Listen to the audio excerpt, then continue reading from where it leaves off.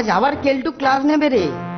আর এই জোরালো সিরিজের আঠাই কেলটুকে আমাদের খাবার চুরি থেকে আটকে রাখবে।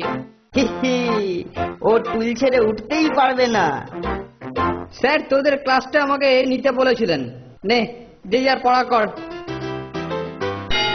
ব্যাস এবারে টিফিনের সময় হয়েছে, চলো চলো সব বাইরে যাও বাইরে যাও।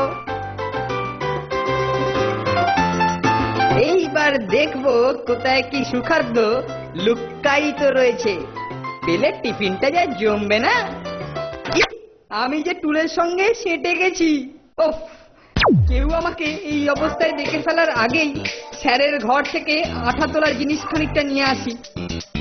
প্রথমে নিশ্চিত হয়ে নিই যে স্যার ভেতরে আছে কি নেই।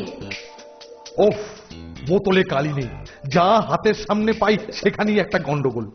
যাই এখন স্টোর থেকে একটা নতুন বোতল নিয়ে আসি গে।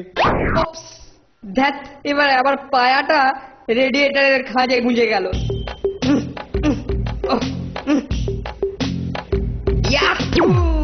যাক, এক বোতলে আবার বেশ কিছুদিন চলে যাবে। হ্যাঁ, বেশ ভর্তি কালি আছে বোতলটাতে। এই কেলটু, এই কেলটু, শিগগিরি শিগগিরি এদিকে আয়, এদিকে আয়, এদিকে আয়।